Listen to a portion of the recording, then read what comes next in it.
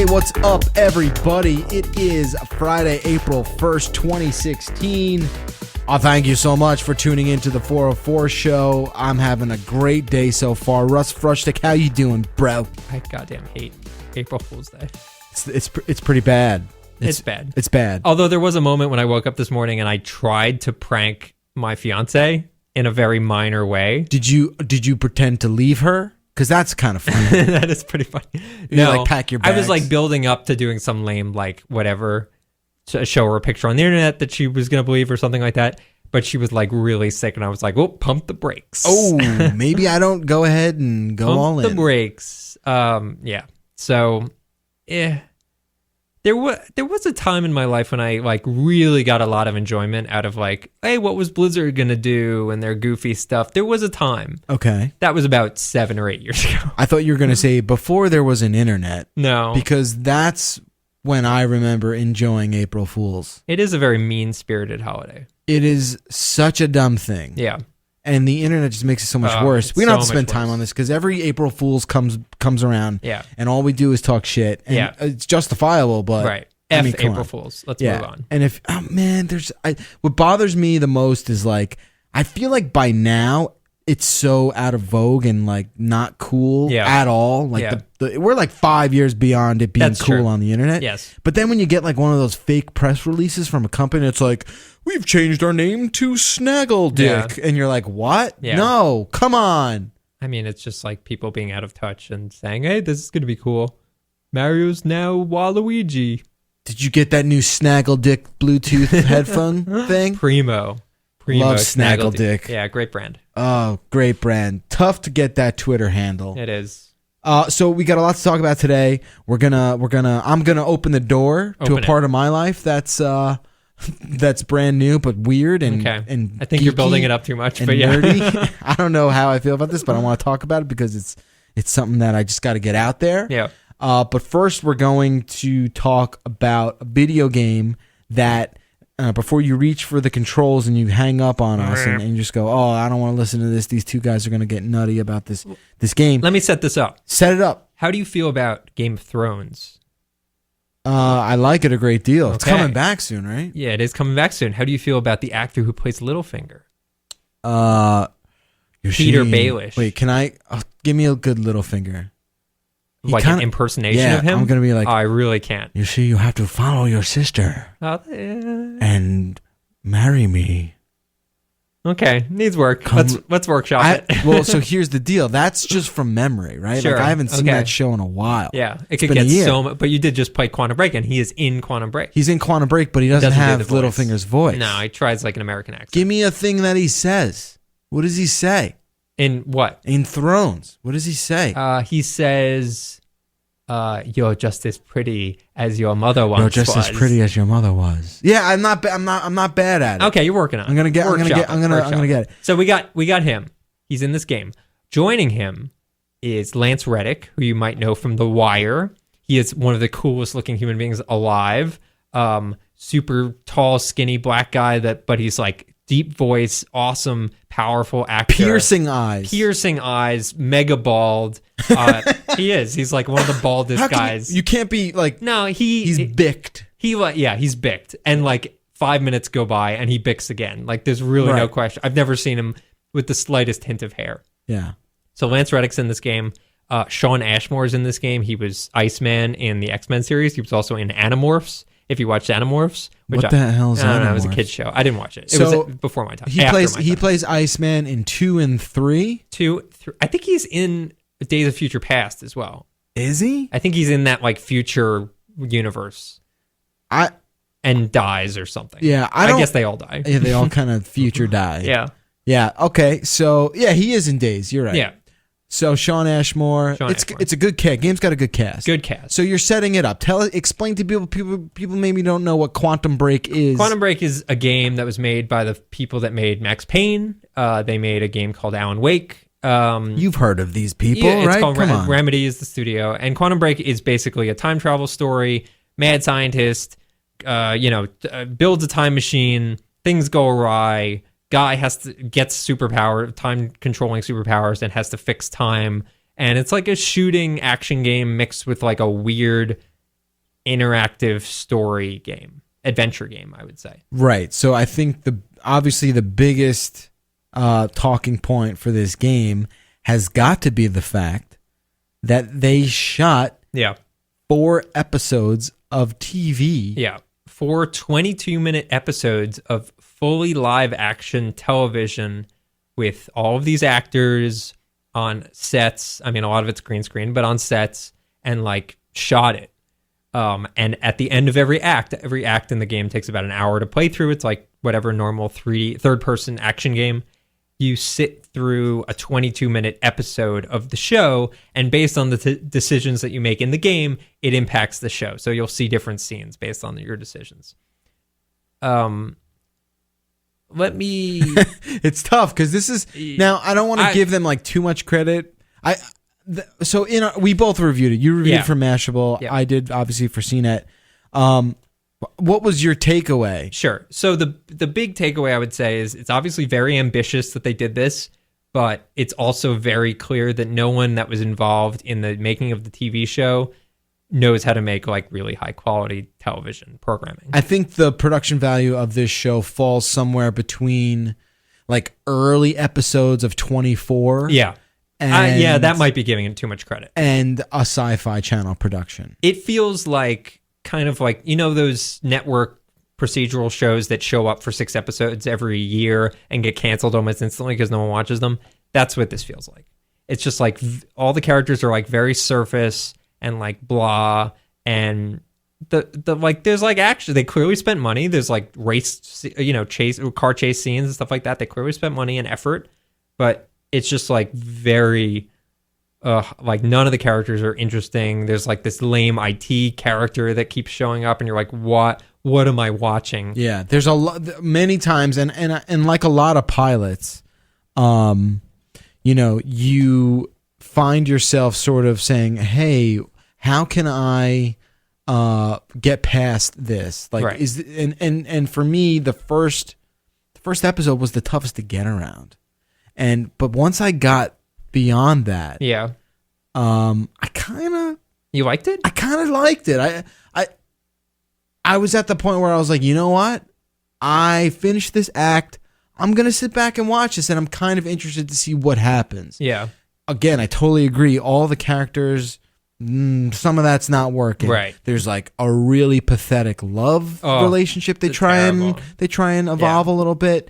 One of the characters in the show has no real reason to exist. Yeah. There's a lot of weirdness there. And the interesting thing behind this, why they did this, is that Microsoft did this big push called Microsoft Studios. It was a big initiative. They were basically going to make programming and movies based on all these Microsoft properties, Halo, etc. And this was essentially, so it's done now. Like they basically folded that effort, and this is sort of the last vestige of it existing. And I mean, it was obviously very expensive, but you can certainly see why things were not going down the right road, because the output, I mean, it's not the worst ever. Like, it's not like I want to jump off a building every time I watch it, but it's just like so blah, mediocre. Like it's a little pedestrian. It's very pedestrian. And it's a shame because I'm a huge fan of Remedy. I love their work. I love Sam Lake, who's like the lead guy, creative director. I like his writing a lot. And I think the problem that I had with this game and the show and everything, where he's really good and where Remedy's really good, is when they do really weird stuff. And they touch on it a little. It's weird because it's a time travel, whatever. You would think it'd be full of weird stuff. But it's like kind of mainstream. But it feels very safe for a time travel thing. Yeah. And just towards the end, they start doing a little bit of weird stuff with like weird time travel affected creatures and stuff like that. But it's very under the surface, and it just feels very predictable and sort of like follows a very predictable road for a time travel story. And that's a shame. Like I think excels when like Max Payne has weird like satanic stuff in it. Oh my god, it's so if you haven't played the first Max Payne, go back. Really great. And it holds up. Yeah, it's really great. And Alan Wake obviously had a ton of weird stuff in it. Yeah. Inspired by Twin Peaks and all that, but like very weird. And this just never really sticks the landing. It just feels like a very safe game, and it's as a game not bad. It's like an action game. It's fine. Did you give it a score? No, they don't score things. Okay. I could probably. I mean, I don't know. I didn't score it either. We don't do scores either. But this feels like a 7. This is like a 7 to me. Yeah, it's not a bad game. It feels safe. Certain parts are like really cool. Like there's a sequence where like a boat is falling over on its side repeatedly. Yeah. And it just looks like unbelievable. Right, and I think that's definitely worth talking about. The visuals in this game will blow you away. Yeah. I think they really like pushed, and I know we're kind of early into Xbox One's life cycle, and who knows if they're going to upgrade it and all that junk, but like it is very clear they pushed this console to its limit. Yeah, and at some points probably too far because there's texture pop in. Yeah.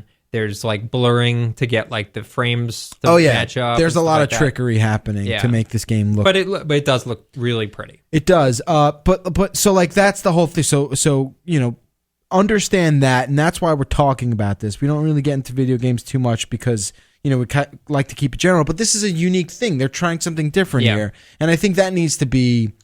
I don't want to say necessarily applauded, but it needs to be appreciated. It bums me out because like I really do want to like shout from the heavens like this is a game you need to play. Right, but I can't do that. I can't do that. And I sort of feel the same way about like games like the Quantic Dream games. Like Beyond and stuff like Beyond that. and stuff like that. Heavy where like Rain. they're clearly trying something crazy and like innovative.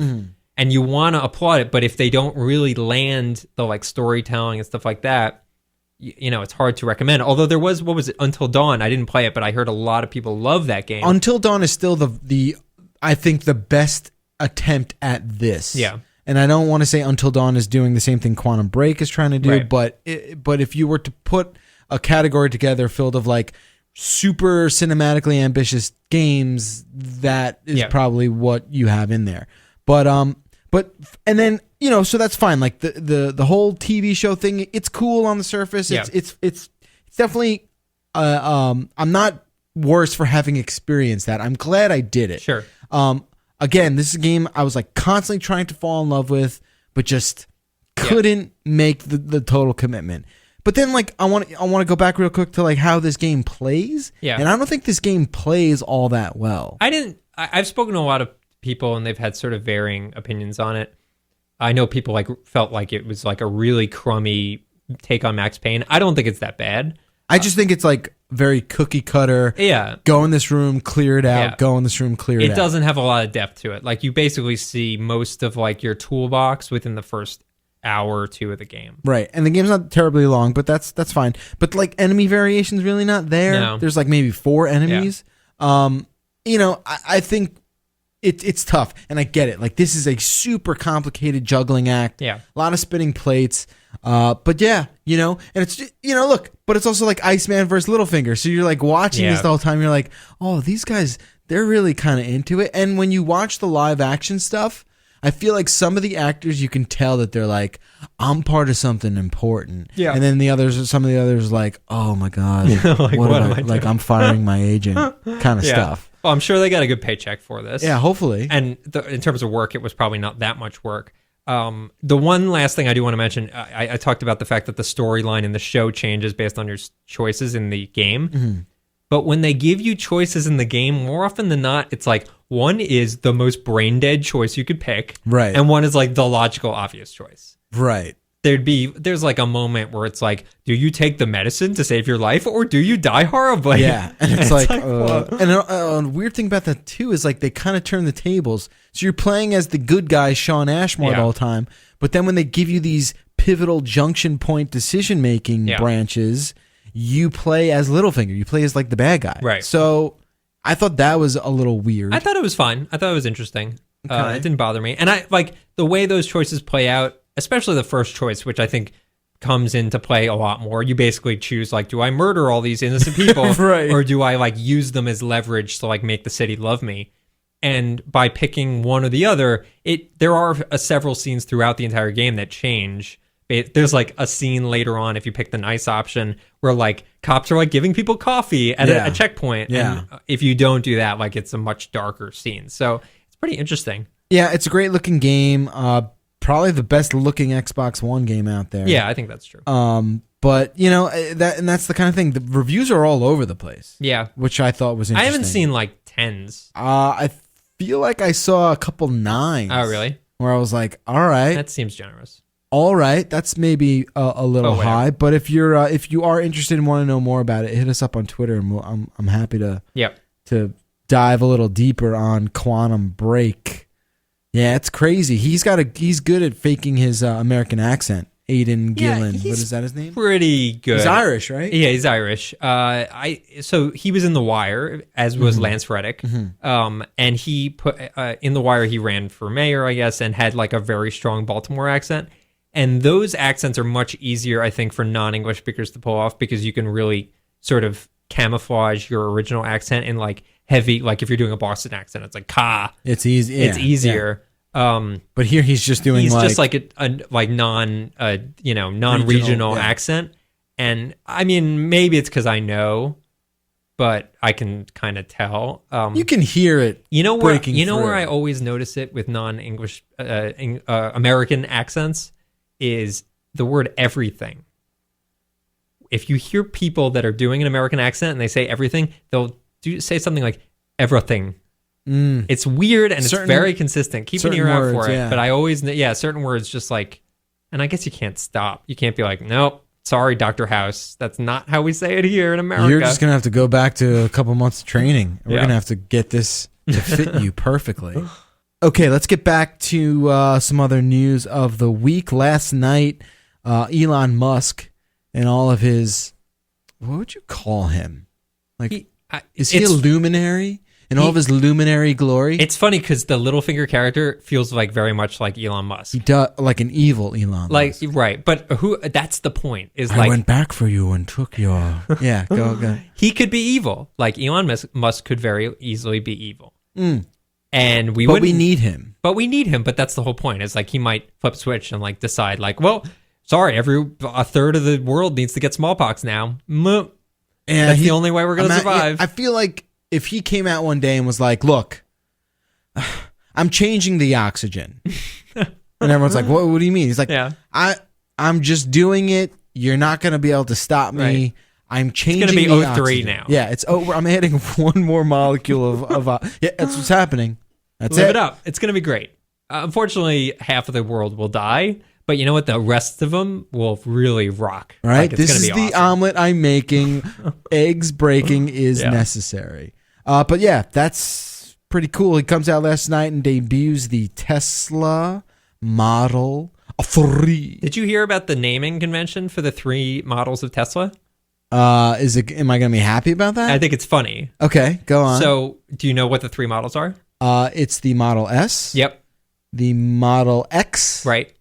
Oh my God, sex. So apparently, I just read it briefly. And I just realized it. Okay, so apparently, Elon wanted the 3 models to be sex. So that Model S, E, X, but Ford owns the rights to the Model E. So he couldn't do E, so he went with 3. And the logo for it is like 3 horizontal lines. Guess what? Totally made up. It's an April Fool's joke. Are you fucking serious? But it's pretty funny. I'm sure it's an April Fool's joke. There's no way that's true. I saw it today. Oh, man. It is weird that it's sex. It is weird that it's sex. Yes. It's like seeing the clouds in Aladdin being like, look, they spelled sex in Aladdin. You son of a bitch. I'm 98% sure that that's it. It doesn't make any sense. But like, I was going to say, that's lame. What do you mean? Like, oh, you're such a badass, Elon Musk. You're making your cars spell out the word sex? Get a life, you loser.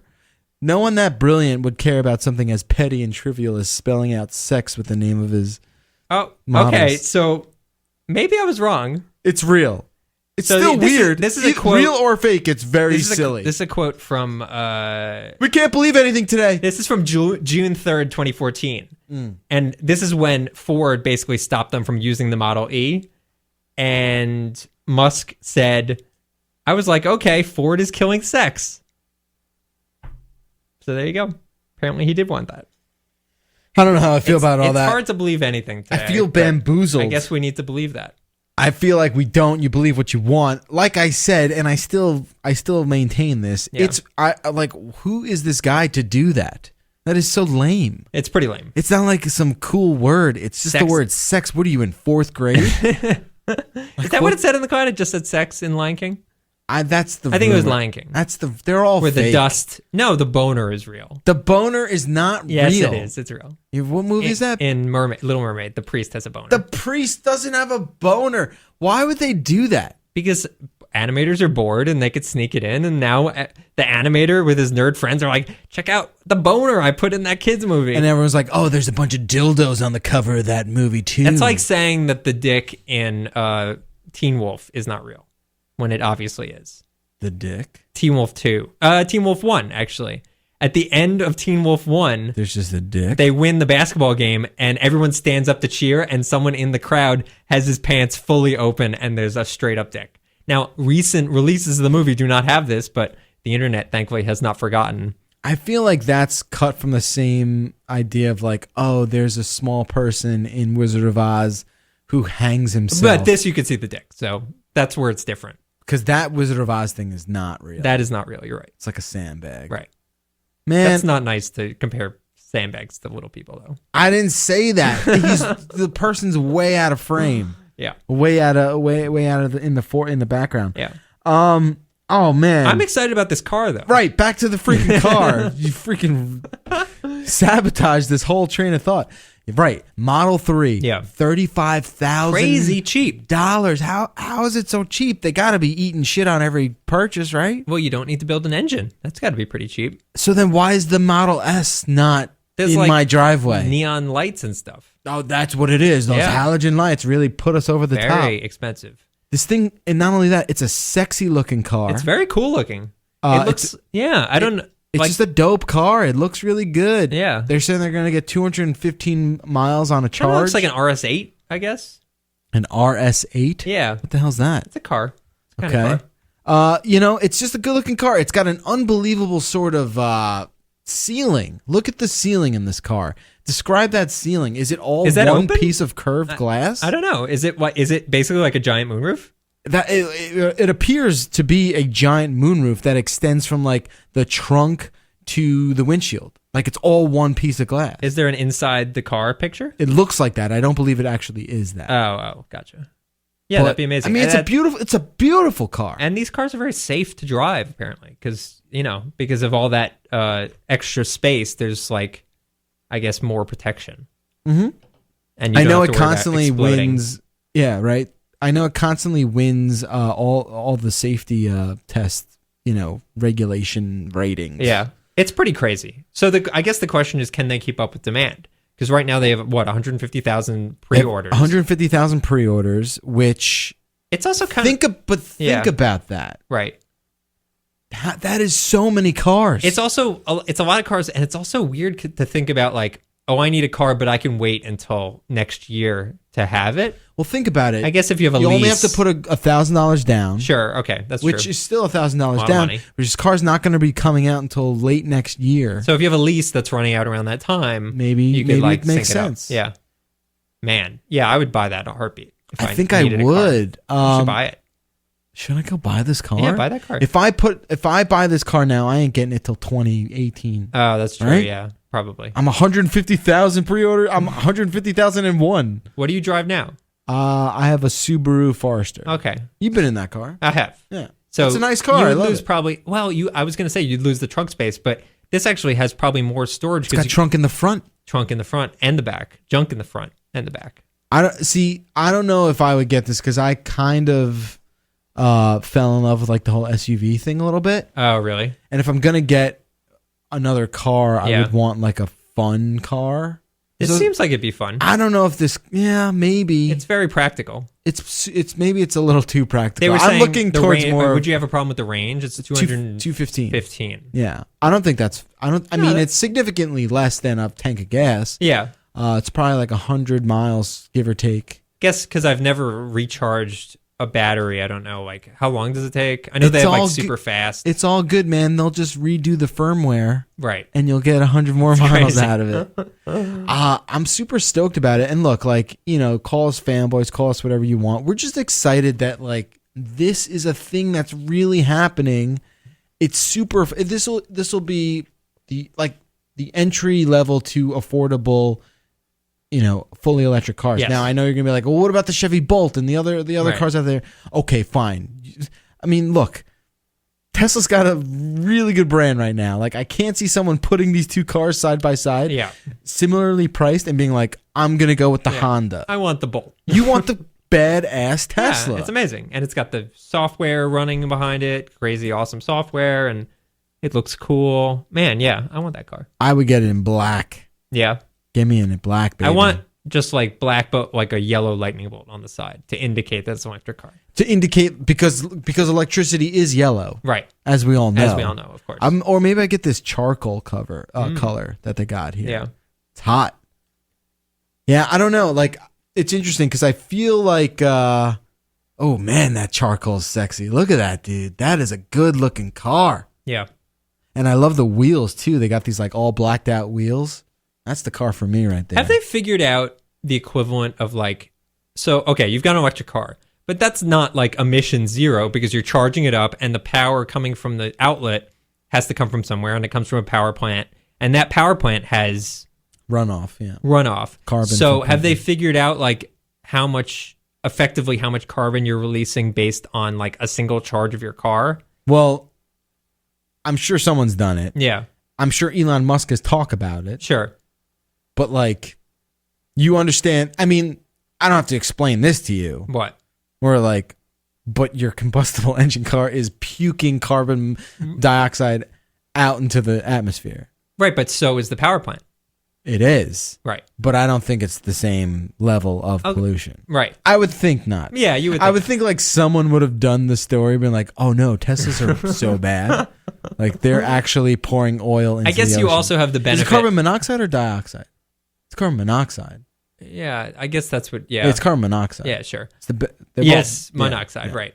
I guess that's, well, first of all, I guess it could come from a nuclear power plant, so then it wouldn't be like fossil fuels, for one thing. And secondly, you could have a power plant like way out in the middle of nowhere, and although that would still pollute the planet, it wouldn't necessarily be in a city center, so you wouldn't have like the Beijing problem of like, oh my God, we can't breathe outside. This country is gray. Yeah.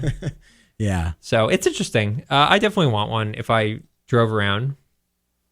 I feel like my whole thing is like, okay, well, one day we're just going to wake up and there's going to be like 50,000 Teslas in the city. Where are they all going to charge? Right. Like that to me is the biggest logistical issue I can see. I think you're just going to, yeah. I mean, there's a lot of these supercharger stations. Right. But eventually I think there's going to be like a default agreed upon charging thing in the same way there's like a default gasoline thing. Yeah, but there kind of is like, so the supercharger thing. Right. So and there's adapters too. Right. So if that effectively applies to all kinds of cars and all they won't all be Teslas, other companies are going to catch up. Mm-hmm. And so then, every parking garage or whatever is going to have one of these maybe at every spot. Because why not? Yeah. It's super interesting. I've started talking about this before and then I kind of cut myself off.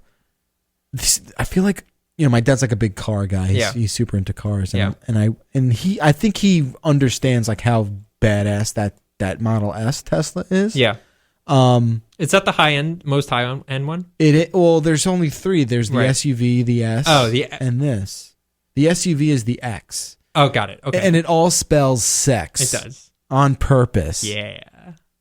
Yeah, and I feel like he's seen them and he's been like, oh, that's a badass car. Yeah, totally. But I feel like there's a part of him that's just like, well, screw that car. It doesn't have gas in it. Well, and you're also, I don't think, going to get the same, like they're silent, right? So you don't get the same, like... No, there is no vroom. It's just... It's like driving a golf cart. Where it's just like... Yeah, not as satisfying as but it goes like 0 to 60 in 3 seconds or something like, crazy. The idea of like a super golf cart is pretty enticing. Like you will destroy... Like in a 0 to 60, trial, you'll destroy the majority of the cars on the road. Yeah, I guess I don't really know what Like, a normal they 0 will to 60 eat your is. dust. Yeah. Okay, that's pretty good. Like that Model S is fast. Yeah. I feel like you don't often get into those scenarios there where you can go from 0 to 60. Like you'd have to be Red at a light. light on a highway, right? Now, there's red lights on like 55 mile an hour Yeah, okay. That's highways. fair. And that's, nobody goes 55 for us. No, you can't drive 55. Oh, wow. That's okay. With that awful cliche, we will move right along. I wanna get into Wait. I want to talk about something before Yeah, we get into it, for sure. because it's a good segue. Okay. I've never driven as much as I did over the past week when I was in Austin in my life. So you rented a car there? I rented a car. What are you doing there? It was just like a mini vacation. Hadn't taken like a break really in 2 years. You took your fiance? Took my fiance. We went down there, visited some friends. What'd you eat? A lot. Did you go to Salt Lick? Didn't go to Salt Lick.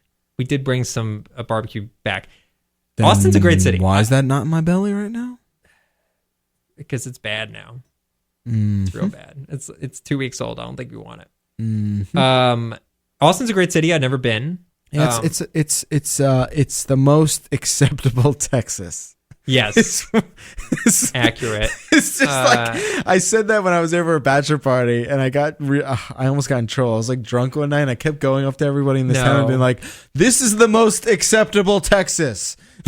They do like know that insofar as like I was in a restaurant and someone was like, "What do you think of Texas?" and then stopped himself. He's like, "Well, not really Texas." Right. Not Blue City, Texas. Yeah, it's great. I mean, the food was amazing. I had Tex-Mex and barbecue, as you mentioned, and it's like we went kayaking on the river and hiking and all sorts of crazy stuff. Did you go to Lake Travis? Went to Lake Travis, had fried chicken and waffles right on the shores of Lake Travis. Hell yeah. So I did want to mention the segue that I wanted to mention is that I rented this car, a Ford Fiesta, because it was the cheapest. What the hell is the Fiesta? It's like a little compact. It's a 4-door, but it's like this cute little like bug of a car. It kind of looks. I mean, you'll see it. That's not it. No, it's the blue one on the right. Yeah. Oh, I got you. That guy. That cute little it's baby like a car. hatchback. Yeah, it's like a little hatchback baby car.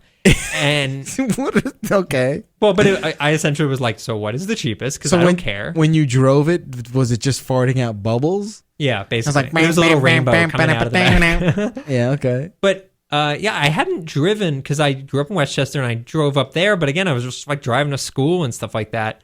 And then I moved to Boston, didn't have a car there. I now live in the city, don't have a car here. Right. So, at most, maybe every year I'll drive like 3 or 4 hours. And here I was driving every single day. And not only that, I was in this little baby car, right, surrounded by Ford F-150s because it's Texas. That's it. It might not be, Texas, but they have a lot of trucks down there. And like a lot of people fashionably wear cowboy boots. Yes. Which is just... And the hats, too. Just the hat, yeah. Yeah. Just wearing a hat. I'm a cowboy. They're functional. Yeah, I'm a cowboy now. Okay, go on. I work at Kinko's. Yeah, but I'm I work also at Kinko's, but I got cowboy. Yeah. But it's kind of intimidating to start driving after you haven't done it in a really long time. And I get very tense. Uh-oh. No, I didn't get like road rage or anything, but like I insisted on getting the GPS because I knew that I would yell at my fiance nonstop for like, where's the turn? Where's the turn? Oh. So why didn't you just like put your phone up on the dash? No, but there's no like grabber for it. So I just like paid the $15 a day for the GPS. For a Garmin? For a crappy Garmin. But at least I could like stick it up there. Yeah. Yeah, but it was a great city. I really liked it. I did realize like waiting in line is a big thing in Austin, especially for barbecue. Yeah. So if we tried to go to this place called Le Barbecue. Okay. The big one is called Franklin's. So if you want to go to get the quote best barbecue, right. You go to Franklin's. Franklin's. We were hearing stories of people showing up at 7:30 in the morning. It's silly. And not being fed until 4. Yeah, it's ridiculous. So we don't do that for food. Right, don't do that. So we went to this place, Le Barbecue. We show up. It's 2 p.m. The line is like 2 hours long. Oh my god! And it's like in the hot sun, and it's like 85. It's nice weather. It's not midsummer Austin, but like we're not doing this. So we went to it, found another side little barbecue place, and had what was it called? Cooper's. Okay, really tasty.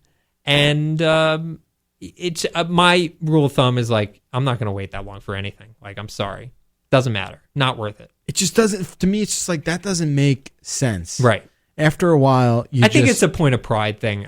But like, there's nothing like that. Like, what is the New York equivalent of that? Cronuts? To wait in line for food for that long? I don't think you do it at all. Right. You don't. I just, there's nothing here. I mean, maybe whatever's like the flavor of the week, right? Right. Or So I guess maybe it's it's a going to like Cronuts. Disneyland and waiting online for Space Mountain or something. Maybe. I'm trying to think of the place. Oh, Smokehouse BBQ. I think I went to. Okay. Maybe that. I don't remember. But it's a lovely city. I like the fact that everything is 20 minutes away. Like, It's true. Very easy to get around. Did you go to Rainy Street? We did not go to Rain. We went to South Congress, which was like a cool little spot. Right. We were on 6th Street. Yep. We stayed at a haunted hotel on 6th Street. Which Oh, you was pretty did? Cool. That is cool. And went around and just sort of experienced it for the first time. It was really it was a cool spot. It's a rad town. And looking at house prices makes me depressed. Right? No, you're not supposed to look at real I did. estate when you're outside of the New York City bubble. It was super depressing. Dude, the worst is like you go on, you watch these shows on HGTV. Oh, the flip your house show. And these people are buying like 4,000 square foot houses for like $300,000, and you're like, what? 6 or 7 murders happened there, but No, they were mostly peaceful murders. well, not even the flipping, like the shows where they get some, ugly couple. Oh, and yeah. Say, hey, Joan and Brad are, they're looking for. They're a from New sweet Hampshire. little house to grow their family and have 2.5 dogs. yeah. And then on the other side of it, have you ever seen this? Have you seen this stupid ass show where like these people are looking for like micro houses? Well, I think I saw a clip of it where there was one that was in London where it was like, well, here's all you can afford, and it's like 6 feet wide by like 12 feet long, and that's the whole house. Right, but like these people on this show are actively pursuing that. Oh, that's what they want. Like they want to really, so it's like you want to live in like a little like container box. yeah, like they want to live in a closet. Right. And these people are so dead set on it. And I mean, yeah, the houses are like $50,000 to buy, and like that's all, or like 30,000, right, and that's it. But it's like not even a room. And I'm just like, I get it. Is there a shower? There's the shower is always like the shower and toilet are like together, and I just don't understand. And people are gonna write in and be like, "Oh, you're not sensitive to people's financial things." And I was just like, I don't think it's a financial thing. Yeah, I don't think it's a life choice. Yeah, these people, they're not like, I need to really, downsize. It's not like that. They just want to lead these super, simple. I guess if you were living, like, imagine you're living in somewhere like really rural but beautiful. So like in the middle of like Yellowstone National Park. Obviously, you can't live there, but just for argument's sake. And I don't think two people could really do it, but sure, let's say they could. Like, that seems like it'd be pretty cool to like have this tiny little spot that you sleep and read or whatever in. And then the rest of the day, you like go outside and you hike and you do whatever. And that's the thing. Like they walk in and they're like, "We could entertain here." And like, no, you can't. No, that's no, where you can't. That's where the line gets drawn. And that's what I get it. If you want to be this super, minimalist, and you want to like have this totally carefree, watered down, I get it. And you want to like enjoy nature. But don't like walk in the front door and be like, "Oh, I could really see us hanging out here." And like, no, you're buying a box with wheels on it. And that's where you're going to live. Yeah. And then every now and then they'll like bring someone from the real world. Yeah. To just be like, I've tried to talk them out of it. Be like, "Look, Larry, you should not buy this 5x5 little box." Right. Yeah. I think it's a bad move. And just like the look on their faces is amazing. Yeah. They're just like, "No, this seems awful." But if it was like a summer box, that'd be kind of nice. And like, there's always like funny, like really miniature landscaping leading up to it. Yeah. Which is like a little path and like a rock. Like, oh, they really took care of this. Yeah. I hope it doesn't, I hope it's not windy here. Yeah, I can't climb up a ladder to get to my bed anymore. I'm sorry. No way. No freaking way. The second I turned 20, I swore that off. It's so weird. The show, like the first time I saw that show, I'm like, is this a joke? Are these people, even the realtors are like, yeah, you have the hot tub's under the bed, inside the jacuzzi. Well, of course, the realtors, it's also the oven. They're not excited because they get about $30. $40 in commission. Oh, that's terrible. That's not worth the effort. Yeah, that's funny. Well, yeah. I mean, I would say those people are very weird, but I also get like, because I live a very minimalist life, and we were talking about this earlier. You're not into anything. I'm like into stuff, but what are you into? What's the nerdiest thing? Video games is by far the nerdiest thing I'm into. But that doesn't count anymore, man. Everyone's into that. So like, what you want me to be into something super esoteric, right? Something that's not plugged in, right? Or if it is, it's still obscure. Like, what do you do when you're not playing games? I like go outside and I read and I watch sports. That's all normal. I know, that's the problem. Stop being so normal. I mean, I think there are like yeah, I don't know what I could say. I'm like, and that's really the thing is like the stuff that I buy could really fit into one of these little cubes, because like I don't like clothes I buy like mostly like when I need them. I don't like, wow, I really like that sweater, I'm gonna buy it. I'm like, I need a sweater, I'm gonna buy a sweater. Socks. You're just plain. You're just vanilla Frushtick. I'm a very simple man, and it makes moving much easier. I guess so, because you just need like a lunchbox, and right. You're good to go. And it's I don't know what I can say. Like, I don't have a lot of like physical like stuff that I like. We went to Austin. I didn't, but like apart from the food and the photos we took, we didn't bring back anything.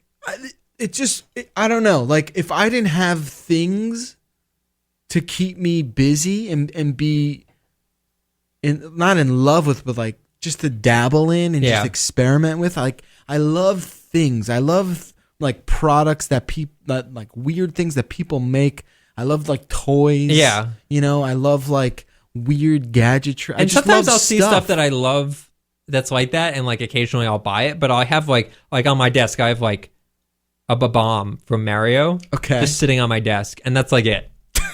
That's literally it. You put that up there, you're like, look, I'm into stuff. Boop. I have personality. I don't know what it doesn't, and like the whole like digital video games going digital is great for me, because it's like I don't want shelves clutter. You don't stuff. want clutter, yeah. I mean, my fiance Alex and I have not fights, but certainly like she loves books, and we sort of have this arrangement where like we have a bookshelf. The bookshelf gets filled, and if more books need to come in, something's got to go. That's fair.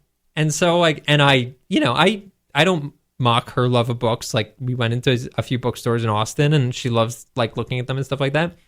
I have a Kindle. I have everything I need in this little square. Technology is working in my favor at this point, because my lack of clutter. For your personality. It's great. It's perfect, because everything just gets smaller and more compact.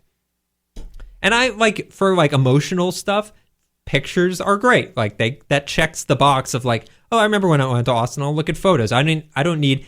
So we went to this place on South Congress. South Congress is like a strip of like antique stores and like weird music stores and stuff like that, kind of kooky stuff.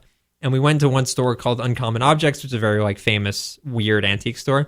And we're walking around and I'm looking at stuff, and I found like a weird armadillo, like a metal armadillo, and I'm looking at it, I'm like, this would be kind of cool. And then I was like, nah. Do you always just talk yourself out of stuff? No, not all. I mean, but I need a good reason. There needs to be a really good reason for it. Is she so? And with her, it's just physical books. It's just books with her. Like, why? So I'm fascinated. I used to kind of almost collect books, like where I had a lot. I recently just donated 300 books to the fire. To the fire? No, I don't burn books. But there's a bunch of like local bookstore, mom and pop kind of places in Hoboken. Sure, they're definitely have a long history ahead of them. Yeah, they're going to be really financially They've been stable. around forever, man. They're you know what it is? It's almost like now I guess they're quaint. They're quaint, and like they better start selling candles or something. Like, now their whole purpose, it seems like, is to just like recirculate books, and like preserve. Sure, is like their purpose. Rare books. How that translates into paying the rent every month, they have more of a chance than like a Barnes and Noble does, I think. Totally. Yeah, because they can do whatever they want, and their overhead is small. So I get. Is she into anything else? Like, I get the book. She does like knitting. Okay, that's another fit. That's what I'm talking about. Like physical things. Which kind of flies into the face of like living this digital life. Right. It does. There have been times when I thought about wanting to paint. That's nice. Or draw. but the painting aspect requires a lot of space and mess. And like, I have to put a sheet down. I need an easel. You just like whine your way out of everything. I do. You're like, I don't want to get dirty. Drawing maybe, but I've never been good at drawing because I've never really tried. I feel like I should just be good straight at the beginning. Yeah, like most artists. Or calligraphy would be fun. I actually do think that would be fun because I like things. I might have talked about this before, but of the instruments that I would want to pick to learn, harmonica. Oh, God. Easiest, most portable instrument on the planet. It'd be great. How many famous harmonica players do you know of? John Popper. Next. Billy Joel. I don't know if that counts. He plays the harmonica. Yeah, but like in like 7 songs. But yeah, it's certainly barely in his tool belt. But I don't know that he has a tool belt. Unlike John Popper has a tool belt. In his musical instrument tool belt, it's maybe here's the in the back. I don't need to be a famous harmonica player, but if I had to, like, as a fun thing to learn an instrument, harmonica is the way to go. If there was like a tiny little horn, I'd probably do that too. Is there like a little horn? I'm not gonna lie, man. You're funny today. You've been funny today. What are you into? I know you've got toys, collectibles. I have a lot of shit. You have a lot of stuff. I like stuff. Yeah. I like little toys. I love little like trinkets. Yeah. I am just into I just like things. Yeah. If something went missing, would you notice? Something significant. Okay, but like one of the like middle of the road things. I need a very specific example. That's true. Because like I know a lot of what I have. Right, yeah. Maybe somewhere if something could fall through the cracks. Sure, right, why? Would you steal from my place? It's been 2 years. You've never noticed. So I did, though, get into something very recently. Okay. Where I'm still, as we speak, falling down this rabbit hole. Okay. That has greased aluminum sides that I cannot catch any sort of friction on. So it's heroin. Move on. Nope. It's better, baby. Okay. No, and that's not funny. It's a little funny. It's funny. So, I think I've discussed this before, whether or not it's on this show or the Beastcast. Like, I like stationery. I like weird Japanese stationery. Things that don't move. Things that don't move? Oh, no. Like paper, products. Got it. The other stationery. So like it started when I was younger and I was into like moleskin notebooks. I do like moleskin notebooks. There we have it. But that's not weird. That's not weird. It's I'm not great saying for this taking is notes. weird. Yeah. They're just really, it's good paper. It's good quality. Okay. A lot of people in the stationery scene say that moleskin's fallen off recently. Oh, really? The quality has fallen? The people are saying they're a little lamer. Interesting. But I'm into like that. So I get that because it's like a utilitarian thing. Right. Like putting the pen to paper. Sure. I like pens. I like different kinds of pens and stuff like that. And I like really smooth and fine pens. And like I'm Is this into a recent thing or is this the pen and paper stuff has probably been a thing for me for like 20 years. Okay, and for taking notes or drawing or I too was like an aspiring artist. I was okay. I was not good. I was just okay. Hands are hard. Hands are real tough. They always wind up looking like weird flowers and you're just That's why everyone just wears mittens and right. drawing. Just have a thumb in like a clump. So there's that, and then only recently I kind of got into fountain pens. Okay. So fountain pens, correct me if I'm wrong, are the ones, they're metal at the tip and you don't dip them in something. No, there is that. And there is a scene for that. You could be like, I don't do that. You got to wear like an ascot. And you need to wear a wig and that pen's got to have like a feather on the end of it. I'm not so you're not doing like that. So somebody sent me, but it's the metal tip with like it's like a weird curved like metal tip that looks like a weapon. The tip it's called a nib. Oh my God, you know the term. Well, you have to know what it is. Okay, fine. And that is like where the that's what touches the paper. Yes. And through that, the ink sort of through like capillary force. Is that a capillary? Sure. Yeah. Like the ink gets sucked through this feed. Okay. And then the nib is where you write. Okay. And you can have like a fine one or a broad one. And that's like what calligraphy is like a thick nib. Okay. So anyway, is that the one where it's like it separates? The metal separates the harder you push, and it makes like thick and So thin I lines. think that's called a flex nib. That's not as popular anymore as it used to be. Got it. That's more for like fancy click. I guess so. Yeah. I'm not, like I said, I'm not terribly familiar with the scene, but like I have fallen into this because like there's all these inks. You get different inks and people and like all these cool colors, and some of them are like shimmering and like they're just really interesting. You know what this sounds and like? And like I just the only reason I got into it is because somebody was like, "Hey, I heard you talk about like cool pens once." Yeah. They sent me this fountain pen. Okay. And it's by this company called Twisby. Okay. And I'm using this pen, and I'm like looking around. I'm like, this is kind of awesome. What were you what were you doing? I was just writing. I was just like writing words, Okay. and like there's something amazing about it because it's very analog. Sure. Where you have to like fill the pen with ink. Oh, you do fill and it. use a plunger. Like the back of the pen has this thing that you twist. It'd be so messy. No, so you dip the nib into like an ink thing, and then you turn the cap at the top, and it just sucks ink up into the pen. It's really cool. So you don't have to. It's not like a turkey baster. No, it's not. You can do that for some kind of. Yeah. I'm like, oh my god, this is rad. Right, that's cool. And I just kind of fell in love, and I just was like, man, I want to buy some different inks. Okay. So I bought some inks. But it's just color. Like you can't.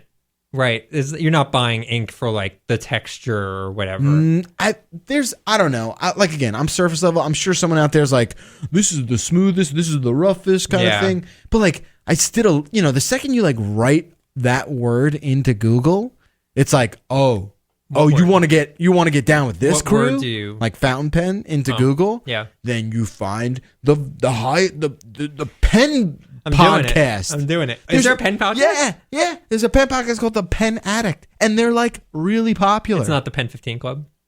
No, that's penis. I don't know, dude. I don't want to go crazy with this, but like I was blown away. And How do you feel about Jet Pens? Jet Pens seems to have paid the most to get on their SEO optimization. Was that like a store? I think it's probably a maker of pens. I think Jet Pens is a store. Oh, okay.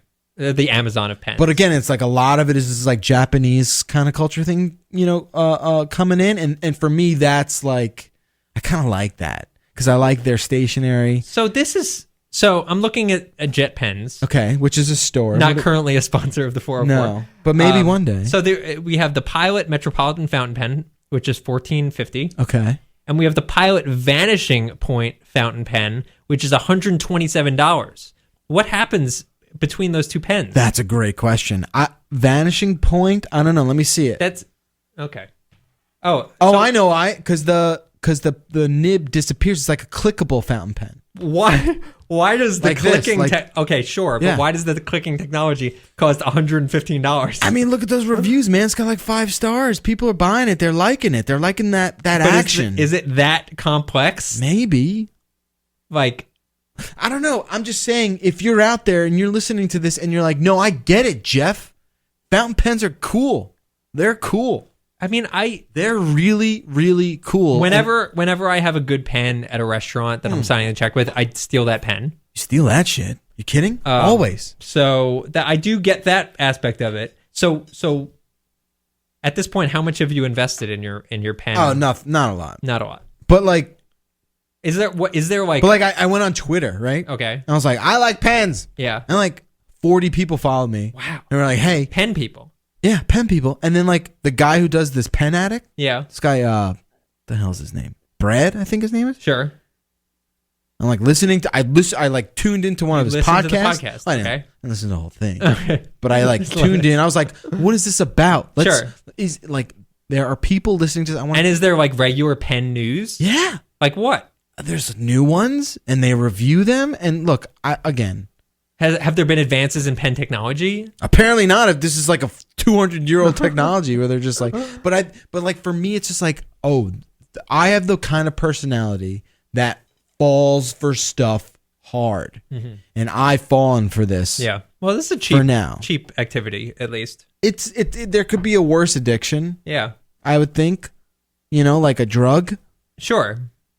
That's all I'm saying. Just don't start injecting the ink. I just wanted to talk about and I think it's an interesting thing to bring up too, because it's like we have so many things in our world where we just like jot notes digitally and do all that stuff.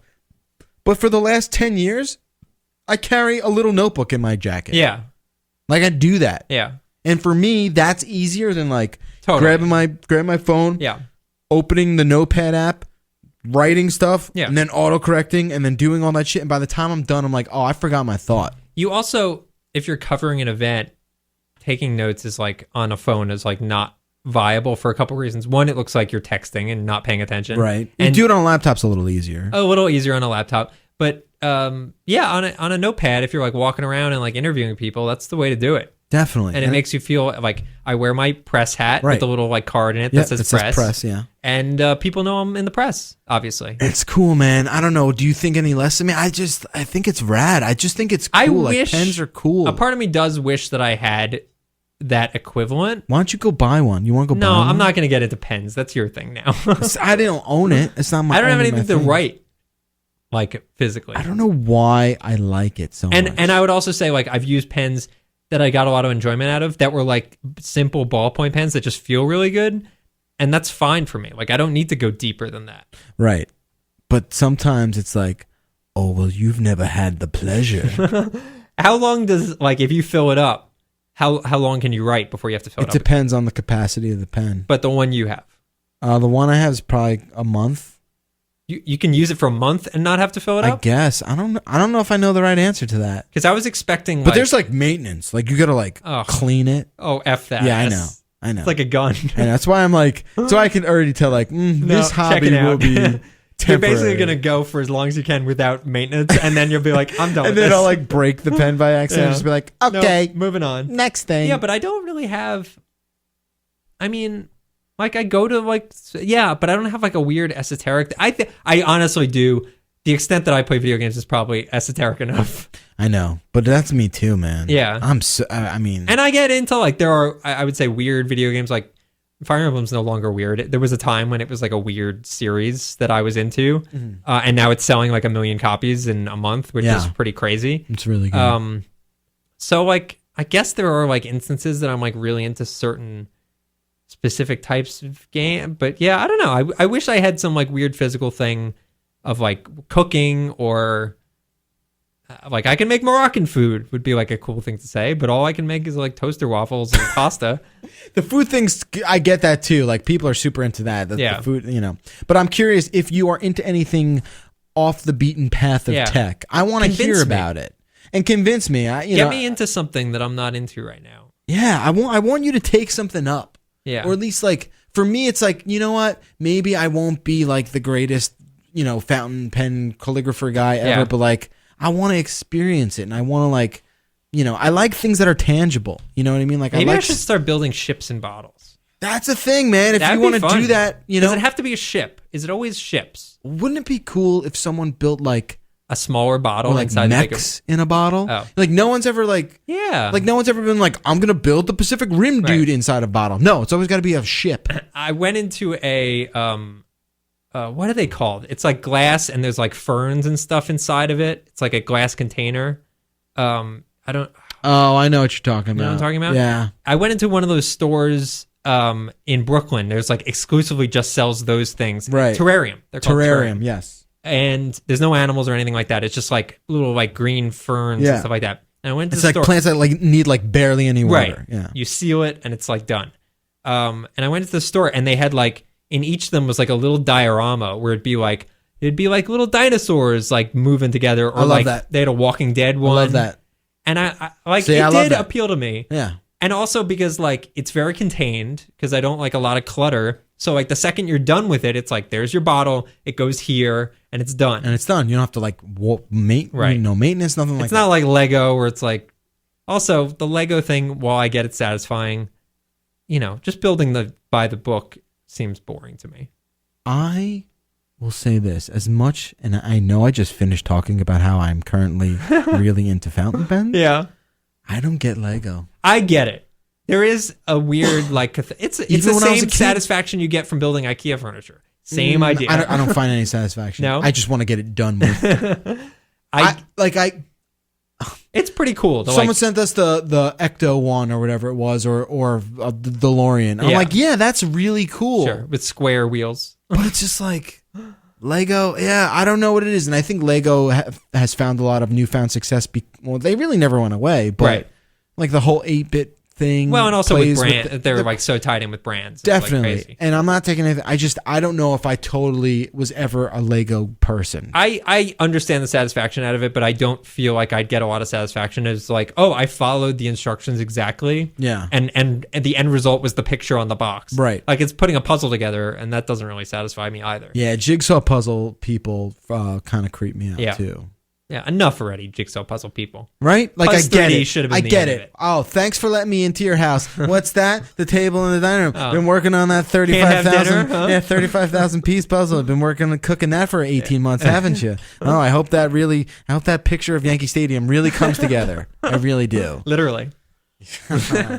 But let us know. I'm curious, and I'm sorry if I bored you. I'm sorry if you think of me differently now that you know about I my certainly deep, dark do. stationery and pen-loving secrets. But I let it out, and man, did that feel good. Does it feel good? Does Stacy approve of your pen loving? And I also listen to metal while I write with my fountain pen. So I'm probably the only dude. Pens. I'm kidding. I don't listen to that. I listen to classical music. Okay, that's not. Yeah, And that's burn appropriate. incense. Yeah. I'm kidding. I don't do that either. So is Stacy okay with this newfound love? I think she's come to understand that like Jeff gets obsessive about Sure. stuff. Yeah, for And like 6 months it was your baby. Right, and but now like it's so the pens. stationary stuff never went away. Okay. The toy stuff never went away. Yeah. I don't know how long the fountain pen thing because I'm already like seeing the light at the end of the tunnel. Good. Okay. I'm glad we spent so much whereas, time like- talking about it then. but I think it's just cool It how is like interesting. it's a scene and Yeah, like yeah. there's a significant Reddit thing and there's a pen blog thing and these Yeah, guys there's a scene for everything, man. and there's like shows in the country where people fly from all over the world to like look at pens and Yeah. shit.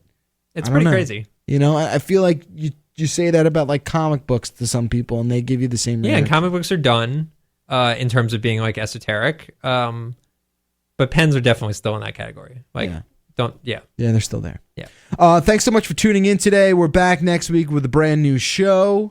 866-404-CNET. I screwed up. There's voicemails, but I didn't do them. There were like 17 voicemails apparently we got in the hopper. You didn't listen to them? I haven't listened to them all. The problem is that I just kind of forget, and I used to have like an alert system that would let me know, and for some reason that it like broke. Maybe I'll just text you as I'm coming in. And To remind you. yeah, to look and then at I'll the start voicemail. screening them. Hopefully they're not terribly dated, Yeah. but nevertheless, next week I promise we'll do it. We'll One do of them's voicemail. one if by land, two if by sea. So Right. I think we missed the window on that. Yeah, somehow they're able to email that or voicemail that. That's gonna do it. Oh wait, I want to mention the podcast. Oh, of The other course. podcast. Yes. I host. I'm sorry. That's okay. Don't worry about it. I host a West Wing podcast. You might find that interesting because another West Wing podcast I was meant to recently talk to you about this. announced, featuring a member of the cast of the West Wing. That West Wing podcast, I don't know, is probably terrible. I haven't listened to it yet. But ours is terrific. It's called the West Wing History Class. And if you like the West Wing, here's the deal. If you're listening to the new West Wing podcast that everyone's talking about and you want more, and maybe you want to dive in to a little more of a critique of the West Wing as a show and maybe not as much of a love fest, and also learn a little bit of history behind the West Wing, check us out, West Wing History Class. And we also have a Facebook page, West Wing History Class. So there you go. There you have it. That's how it is. I was really ahead of the game, wasn't I? 3 months, I beat that guy, and now he's the talk of the town. Who is it? Joshua Molina is the host of the other one. He played a minor part on the West Wing and now is ruining my life. What are the odds of that? I guess pretty good. I guess reasonably good. It's funny. What a jerk. What a dick. All right. Follow us on Twitter at Russ Frushtick, at Jeff Bacalar, and we're back next week. Right in the 404 at CNET.com. We'll see you next time. Have a fantastic weekend. I'm Jeff Bacalar. I'm Russ Frushtick. This has been the 404 Show, High Tech Low Brow. We'll see you soon.